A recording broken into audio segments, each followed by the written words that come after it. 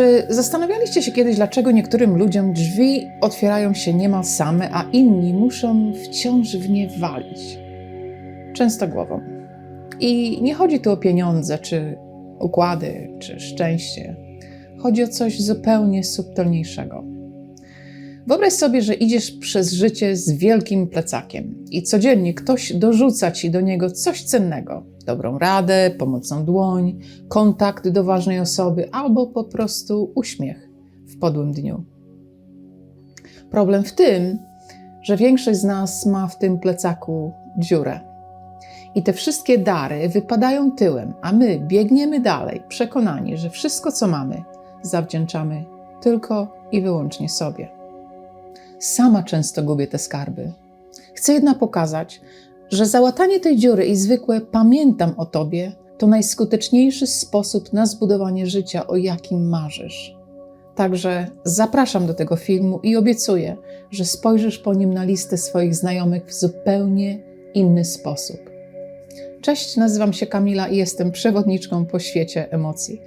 Pracuję zarówno z ludźmi, jak i ze zwierzętami, a najwięcej czasu spędzam z końmi, które przeszły na emeryturę po karierze na torze wyścigowym.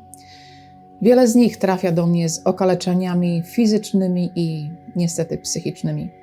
Dla mnie konie to nie tylko narzędzie, które możemy wykorzystać, aby sprawdzić i poprawić nasz własny stan emocjonalny. To także zwierzęta, które potrzebują naszej uwagi i zrozumienia bardziej niż się nam to wydaje. W tym filmie porozmawiamy o wdzięczności, czyli o tym, jak zmienić świat i swoje życie wokół jednym dziękuję na raz. Uwielbiam te wszystkie ulotne rzeczy, których nie da się zamknąć w sejfie ani policzyć na kalkulatorze. Miłość, szacunek, to, że ktoś nas po prostu lubi. To one sprawiają, że chce się rano wstać z łóżka. Ostatnio dużo rozmyślałam o szczodrości i odkryłam coś ciekawego. Szczodrość i wdzięczność są jak dwie strony tej samej monety. Nie da się być naprawdę hojnym, jeśli nie potrafi się docenić tego, co sami dostajemy. Zauważyłam jednak pewną zastanawiającą rzecz. Rozmawiałam z wieloma osobami o pomaganiu i wyłonił się z tego przedziwny obraz. Kiedy pytasz ludzi o ich doświadczenia, tylko 2 osoby na 10 mówią: wiesz co? Faktycznie, w przeszłości sporo osób mi pomogło, ale jakoś o tym zapomniałam. Powinnam do nich zadzwonić, póki jeszcze czas. To jest te 20% ludzi, którzy potrafią spojrzeć w lustro i powiedzieć: nie jestem tu tylko dzięki sobie. A pozostałe 8 osób? Oni widzą świat inaczej i mówią: ja ciągle pomagam, daję z siebie wszystko, a ludzie biorą wszystko, jakby im się coś należało i nawet nie podziękują. Spójrz na te liczby. Skoro 8 osób na 10 czuje się niedocenionych, a tylko 2 przyznają, że o kimś zapomniały, to znaczy, że lwia część ludzi żyje w pewnego rodzaju nieświadomości.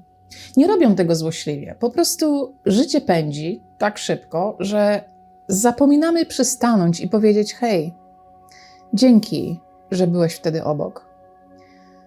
Dziś chcę sprawdzić, jak możemy to zmienić, żebyśmy wszyscy poczuli się nieco lepiej. Czym tak naprawdę jest ta cała wdzięczność? To jest po prostu gotowość do pokazania, że widzimy cudzy wysiłek i chcemy na niego odpowiedzieć życzliwością. Proste? Brzmi prosto, ale rzadko kto korzysta z tego w sposób, który ma prawdziwą moc. To nie jest szybkie dzięki na odczepnego. To uznanie, że ktoś poświęcił dla nas swój cenny skarb, czas i energię.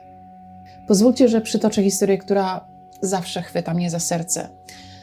Był sobie taki chirurg, specjalista od trudnych przypadków. Lata temu operował człowieka po ciężkim upadku. Rokowania były fatalne i pacjent miał już nigdy nie chodzić. Ale lekarz się nie poddał. Dokonał czegoś niemożliwego.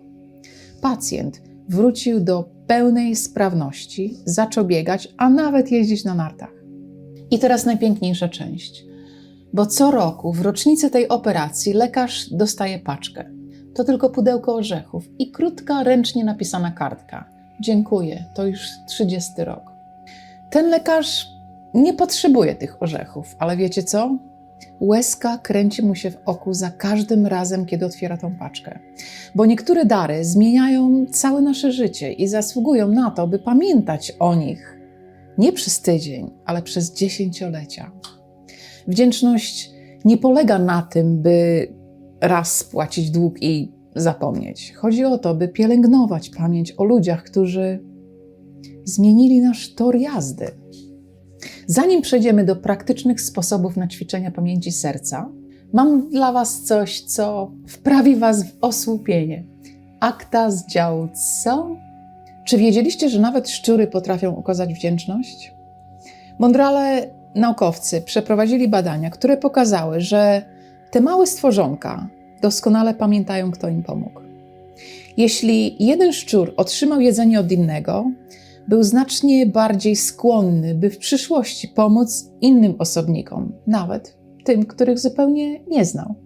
Mało tego, szczury potrafią się odwdzięczać bezpośrednio. Jeśli jeden wyczyścił drugiemu futerko, ten drugi chętniej dzielił się z nim smakołykami.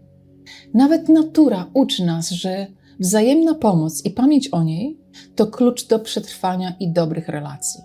Skoro małe gryzonie wiedzą, że nie bierze się wszystkiego za darmo, to my tym bardziej powinniśmy o tym pamiętać. Dlaczego więc tak często to zaniedbujemy? Widzę tu dwie główne przeszkody. Pierwsza to szum informacyjny. Żyjemy w świecie, który krzyczy do nas z każdej strony. Ciągłe powiadomienia, wiadomości, zdjęcia, to nas zalewa. Reagujemy na drobne bodźce. Klikamy kciuk w górę i wydaje nam się, że to wystarczy. Ale prawdziwa wdzięczność potrzebuje ciszy i namysłu. Wymaga wolnej przestrzeni w głowie, żeby poczuć wagę tego, co ktoś dla nas zrobił. Druga sprawa to niedocenianie prawdziwych kosztów. Czasami ktoś nam coś załatwi, jakieś spotkanie albo doradzi w trudnej sprawie. Myślimy sobie, to tylko chwila rozmowy. Ale nie widzimy lat, które ta osoba poświęciła na budowanie swoich umiejętności czy znajomości, żeby teraz nam pomóc w 5 minut. Jeśli zapomnimy o tym, ile trudu kosztowało przygotowanie tego daru, nasze podziękowanie straci na sile. Brak wdzięczności ma swoją cenę. Ludzie pamiętają, kiedy ich trud został pominięty. Tworzą się ciche żale, zamykają się drzwi do przyszłych próśb. Co gorsza, bez dziękowania innym zaczynamy wierzyć w niebezpieczną bajkę o własnej nieomylności i o tym, że wszystko zawdzięczamy tylko sobie. I powiem Wam, że to jest autostrada do samotności. Mam dla Was 3 sposoby, by wprowadzić więcej słońca do naszych relacji. Po pierwsze, przejrzyj swoje ostatnie duże osiągnięcia. Wypisz wszystkich, którzy choćby w najmniejszym stopniu Ci w tym pomogli. Nawet jeśli było to lata temu, napisz do nich krótką, szczerą wiadomość. Takie małe gesty są jak promienie słońca w pochmurny dzień. Po drugie, przez następny miesiąc nadawaj wszystkiemu, co Cię spotka, tylko 2 nazwy. Jest to albo dar, coś dobrego, za co możesz być wdzięczny, albo lekcja, czyli coś trudnego, z czego możesz się czegoś nauczyć. To przystawia mózg na tor optymizmu. Po trzecie, dziękuj z mocą, ale bez interesu. Nie dziękuj tylko po to, żeby za chwilę o coś poprosić. To psuje cały urok. Daj od siebie coś, co ma znaczenie dla drugiej osoby, nie oczekując niczego w zamian. A na koniec chciałabym znieść szczególny toast, bo przecież nasze życie to suma niespodziewanych zdarzeń. To jest metaforyczny toast za wszystkie pociągi, do których wsiadamy przypadkiem, a które prowadzą nas tam, gdzie byśmy się nigdy nie spodziewali, i za te wszystkie stacje, na których wysiadamy przez pomyłkę. Bo to właśnie na tych nieplanowanych stacjach spotykamy ludzi, którym będziemy dziękować przez całe życie. Pamiętajcie o czymś, co nazywam zyskiem z podziękowania. I nie chodzi tu o to, co dostaniecie w zamian w kopercie czy w prezencie. Chodzi o to, kim się staniecie jako ludzie. Życie z wdzięczności to życie w zgodzie ze światem i ze samym sobą. Moje zaproszenie na dziś jest proste. Odłóż telefon, zamknij oczy i pomyśl o jednej osobie, której nigdy nie powiedziałeś, jak bardzo jej pomoc była dla ciebie ważna. I zrób to teraz. Napisz, zadzwoń, wyślij choćby krótkie pamiętam. Wdzięczność jest prosta, ale potrafi czynić cuda. Jedno słowo naraz, a świat stanie się odrobinę lepszym miejscem. Dziękuję Wam, że poświęciliście swój czas, by być tutaj ze mną i do zobaczenia za tydzień przy zachodzie słońca.